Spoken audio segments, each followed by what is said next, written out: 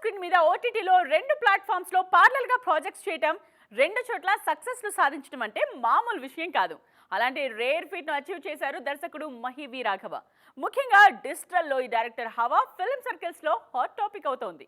ఆనందో బ్రహ్మ సినిమాతో దర్శకుడిగా మంచి గుర్తింపు తెచ్చుకున్న మహి వి. రాఘవ్ తరువాత యాత్ర సినిమాతో సూపర్ హిట్ అందుకున్నారు. పొలిటికల్ డ్రామాగా తెరకెక్కిన యాత్ర మూవీ సక్సెస్ తరువాత డిజిటల్ ప్లాట్ఫామ్ మీద ఫోకస్ చేశారు ఈ డైరెక్టర్. కామెడీ ఎంటర్టైనర్ గా తెరకెక్కిన save the tigers web series తో సూపర్ హిట్ అందుకున్నారు మహి.